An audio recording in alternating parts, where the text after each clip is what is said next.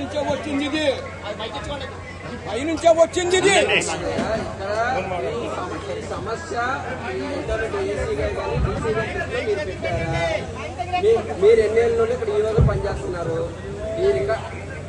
ఈ రికార్డులు ఏమయ్యాయి, ఈ భూములు ఎన్ని ఉన్నాయి, ఆదాయం ఎంత, వ్యయం ఎంత, ఈ డీటెయిల్స్ అన్నింటితో ఇక్కడ గ్రామస్తులు ఈ మతకర్తలు కానీ మిషన్ పరిషత్ సభ్యులు కానీ వీళ్ళందరూ ఎంత ఇబ్బంది పడకపోతే మీ ప్రవర్తన పట్ల మీ తీరు పట్ల ఇంత సమావేశం జరగదు.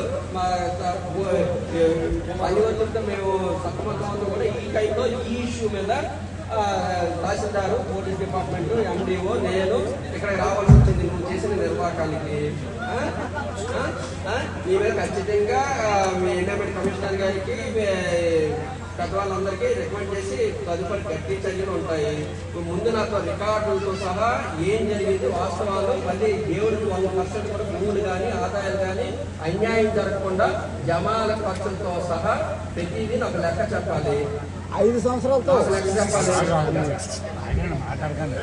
ఈ గ్రామంలో ఏమైనా గ్రూపులు తగాదా ఒక్క నిమిషం ఈ గ్రామంలో ఏమైనా గ్రూపులు కానీ లేదా ఇంకోటి వాటితో సంబంధం లేదు. ప్రభుత్వ పరంగా దేవాదాయ శాఖ పరంగా దేవుడికి అన్యాయం చేయకుండా అన్యాక్రాంతం కాకుండా ఆదాయం వ్యయం ఈ లెక్కలన్నీ చెప్పి ఒక పట్టికలో ఒక చక్కగా రూపొందించి దేవాలయ నిర్వహణని చేయాల్సిన అవసరం ఉంది.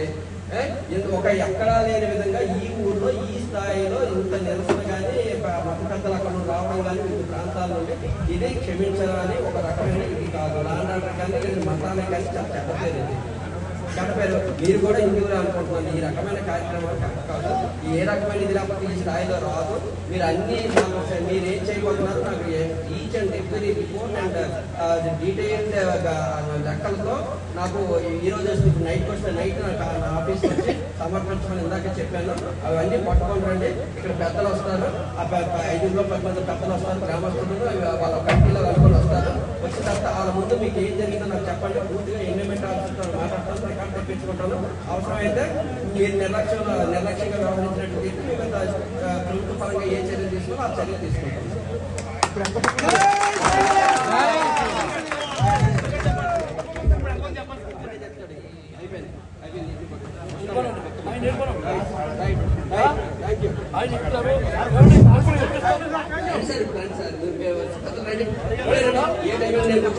Okay okay